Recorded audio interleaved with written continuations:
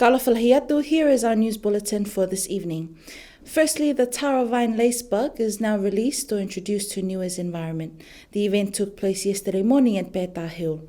The Niue Department of Environment with Landcare Research New Zealand reached this milestone after 4 years of collaboration in research. The event began with a formal ceremony that was blessed by Alofi's pastor, Reverend Saladilu. Special guests in attendance were Minister of Environment, Honourable Rhonda Sekia, the Honourable Sinahiko, and the New Zealand High Commission to Niue, His Excellency Don Higgins.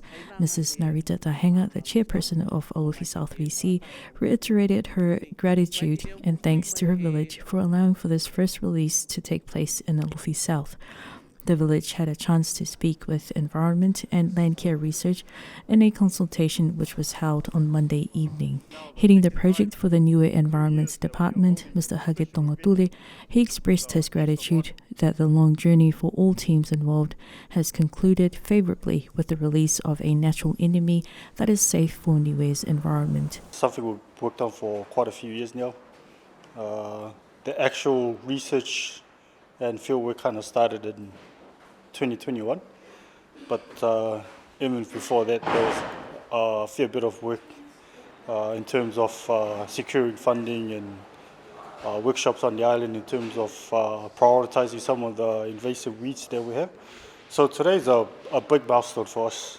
A lot of the work that we've been involved with have been quite easy to establish and implement here on the island, but the Natural Enemies, Natural Solutions biocontrol program that we have under PRISMS, with Landcare Research being the leading partner, it's been quite difficult to get to the stage where we are today.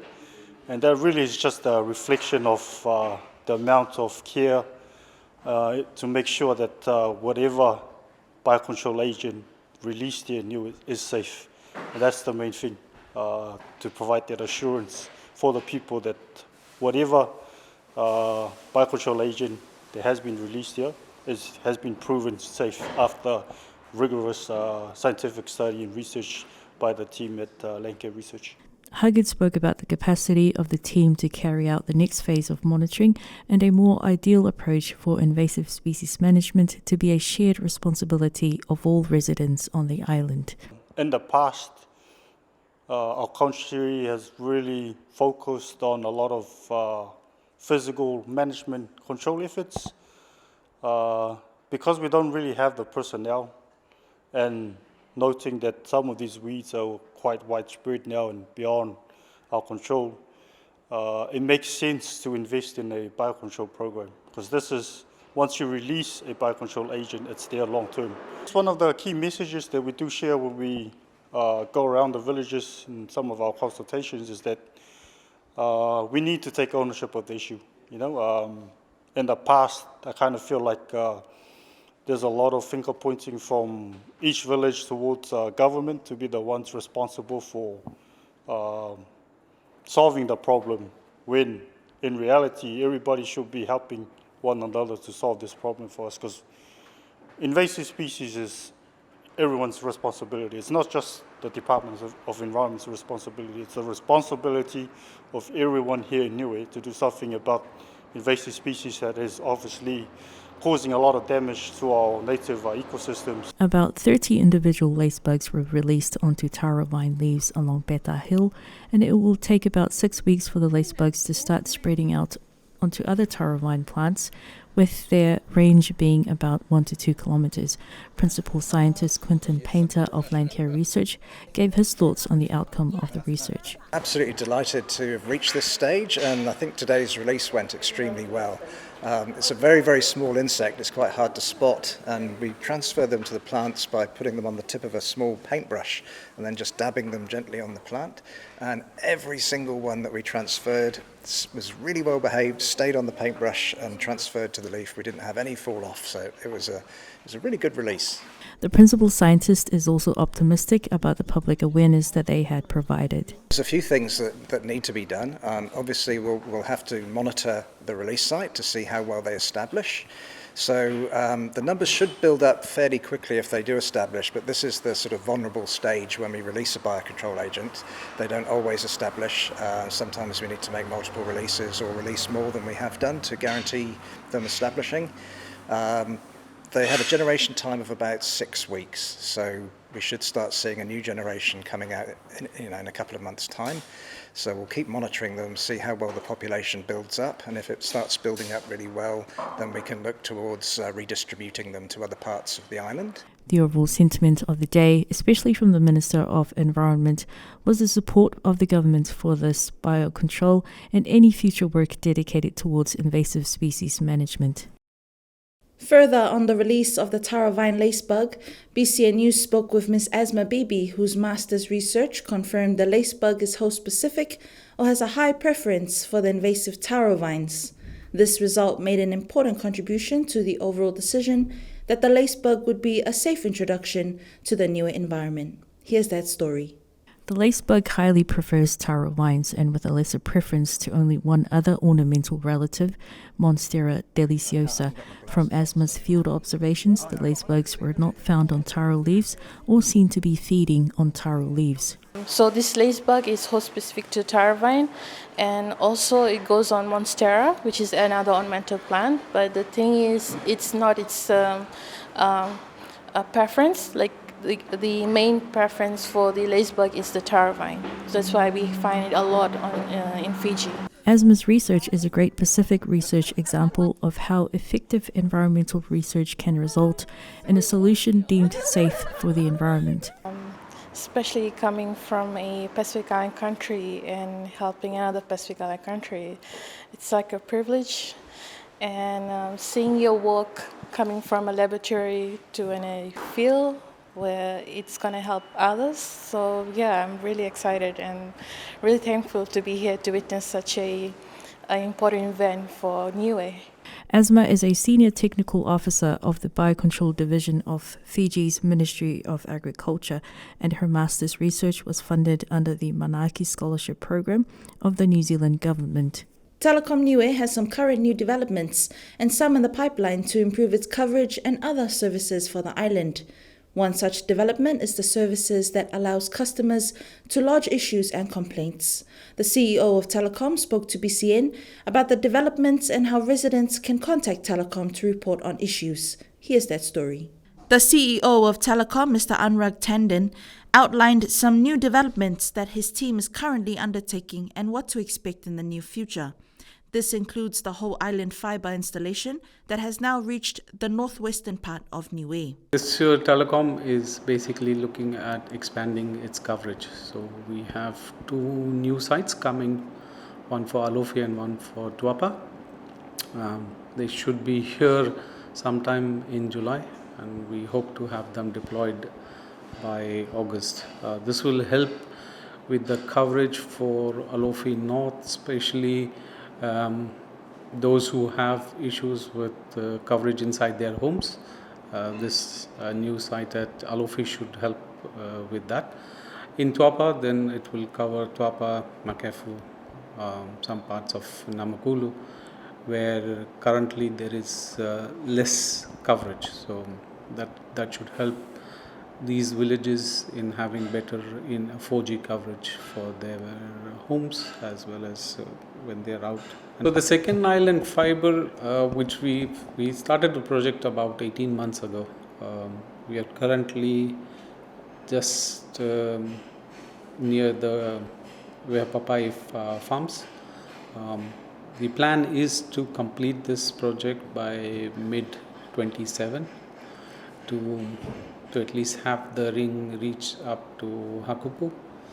We will have one more leg which is going from Kaimisi towards Awasele and up.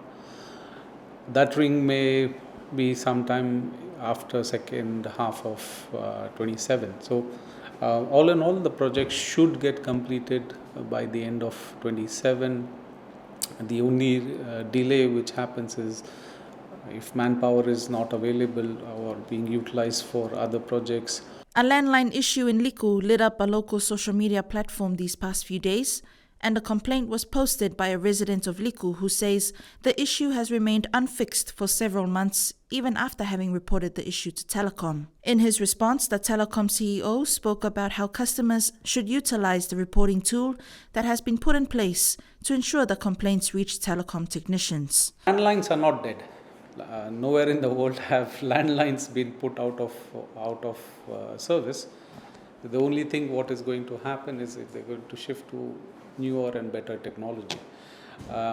Currently, the equipment through which the landline functions are pretty old, and no spares are easily available. So we've had challenges in finding spares for the existing equipment. So what we've decided is not to wait long for finding spares, but instead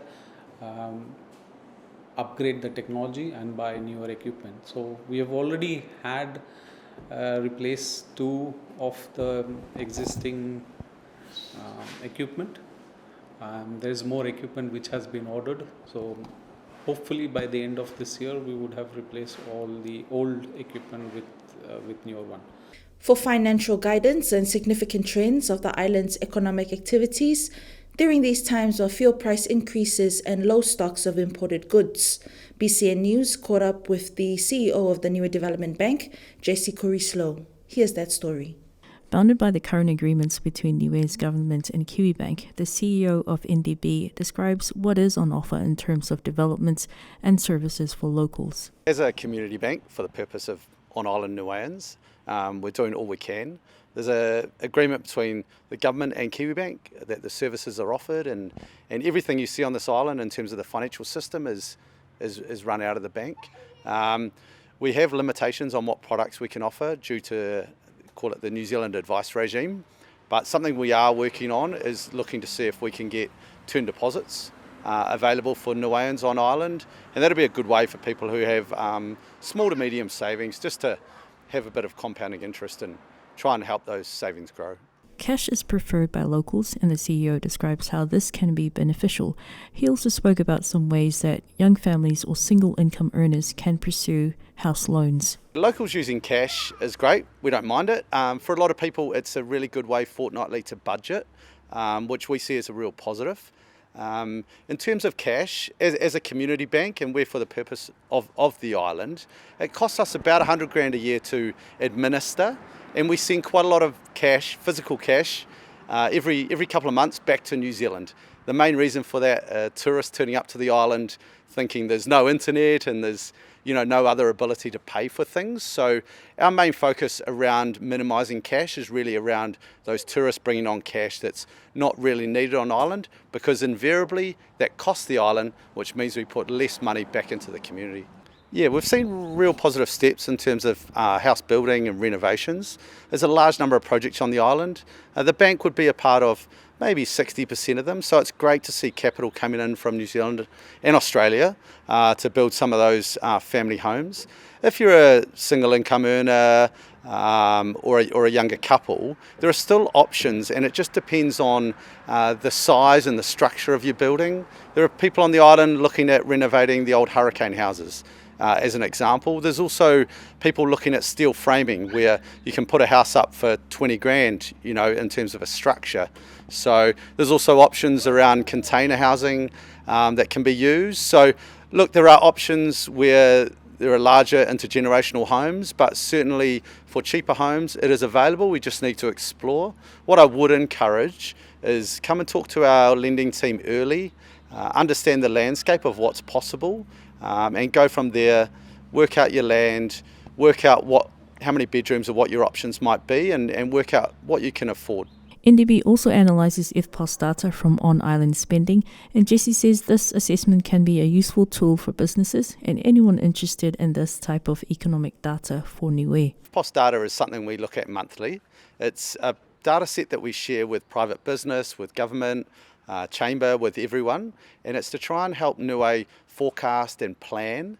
And what we're trying to understand is any insights with larger spikes or anything that's a bit down, and trying to understand how the whole island can plan and forecast for for anything going forward. So the data set is really something for Niue, and it's really related to tourists coming on island and what their card spending habits are.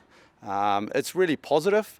The month's just been pretty middle of the road, nothing to see there, but we do see some months where we see some spikes or downward trends, and we talk and collaborate with others to try and work out those insights and really add value to the island. In recent times, some customers have experienced blocked accounts as a result of triggering fraud alerts. The CEO spoke about the current requirements of fraud and money laundering. We're treated exactly like they are in New Zealand because we run a Kiwibank agency branch. Therefore, we have to meet that regulation. In most cases, it's really simple. It'll be a passport, a proof of address, and a payslip, or something that confirms the activity that goes through your account. Ordinarily, you just send that back to the team that emails you and it ticks off. What we are finding is that some people check in to see if the email is legitimate, which is fine. But invariably, most of the challenges come from when people just don't get the information and don't send the information. So I'd encourage everyone, it's not hard. Download the information, the statements, the payslips, and get a copy of your passport and send it to the team. The Niue Police Department has been cracking down on the owners of aggressive dogs since May 15th of this year. BCN News received a statement from Niue's Chief of Police saying the phased operation began following complaints from the residents in Alofi, Tamarotanga and Awasele. Here's this story. Phase 1 of the operation began with a letter sent to targeted houses where aggressive dogs with no collars reside or congregate. The letter explained the requirements of the owner as well as the powers of the police to put down dogs that have committed acts under the Dogs Act 1966. Phase 2 of the operation have had police locate and put down aggressive dogs that are over 6 months old and not wearing a registered collar. Phase 3 of the operation will have police undertake monitoring of the dogs to ensure community safety. Owners are urged to register their unregistered dogs at the police station. Overseas playwright Vela Manusaute from Dalau Ululauta takes his award-winning play Sons of Vau to the ASB Waterfront Theatre in Auckland. It is the first Niuean story ever presented on the main stage by Auckland Theatre Company. Here's that story. Sons of Vau follows three brothers who move from village life in Niue to suburban Ponsonby in Auckland. But the essence of the story is of Vela's personal account of his father's way of raising him, which was grounded in very tough discipline. Vela's journey of reflection and forgiveness began 5 years ago when they first started writing the play. He says it was about finding the freedom to tell his story, and that was for his father, and portrayed on stage with creativity and laughter. No words can describe the feeling. It's actually, I keep saying, we're tarai for my father. And I keep saying, like, 40 something years ago, 5 minutes here, we're fishing.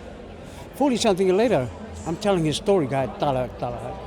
It's for my father, making peace for my father. The play features Niuean Hans Vavai Jackson, who plays one of the brothers, along with Samoan Epini Pop Samea and Brett Daefu. The father is played by Samoan Tuvalu and Pula Koali. I wrote those 5 years ago, and it's been with me for a while, taking the for it, finding the freedom to tell it. It's always come back inspired by my personal journey. Also, it has a creative license to be able to be creative about it. Must have a bit of laughter, a bit of this. At the highest level of presentation. The play will be running at the ASB Waterfront Theatre until July 5th. Lasana Suneholo for BCN News.